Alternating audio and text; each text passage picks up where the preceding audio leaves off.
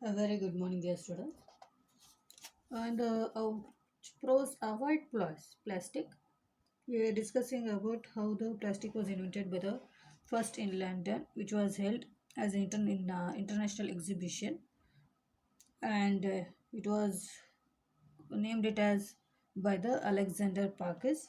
And why the plastic has been mainly used widely in our society, and how it can be molded easily because of what they were using the plastic in case of other materials, and what are the importance it has got in the environment compared to other materials which the people are using nowadays.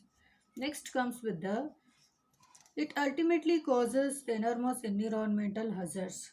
Due to migration, plastic pollution is highly concentrated in big cities. When these are thrown after use, they remain in the soil in the same form as they are not biodegradable.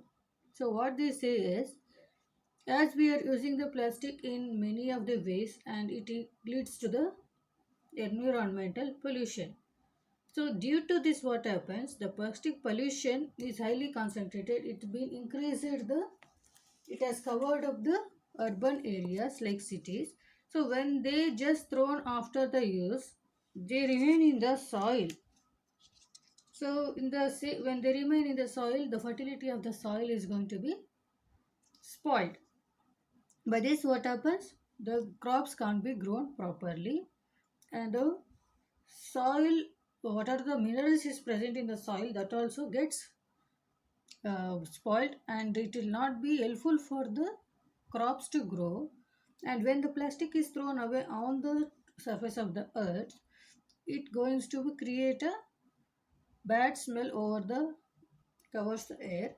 And as this is covered by us, this air will be contaminated due to this plastic pollution. So what they say is, in the big cities like Bangalore, Chennai, metropolitan cities, the usage of the plastic is more compared to the other areas.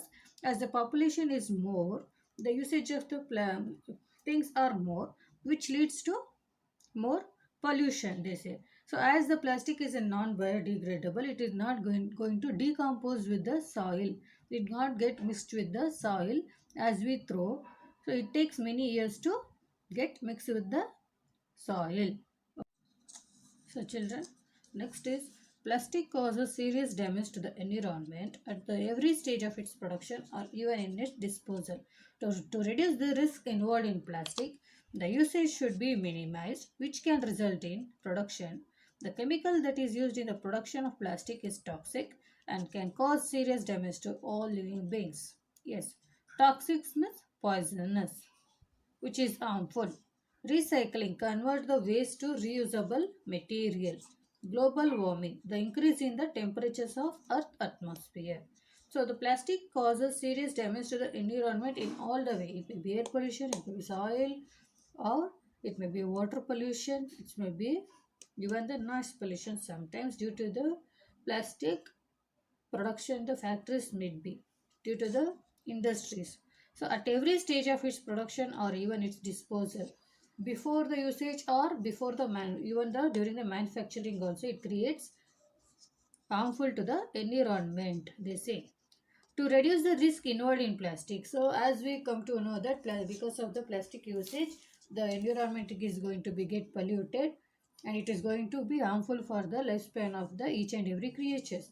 So they say the usage should be minimized, the use of the plastic should be reduced. By this, what happens, the productions also get reduces. But we, before we use, we have to stop its production, then only you can reduce the usage. Instead of that, you need to go for the natural one. The chemical that is used in production of plastic is toxic, which is poisonous, and can create a serious damage to all living beings, correct? Though we might use the plastic items and we just throw away, the thrown particles or the items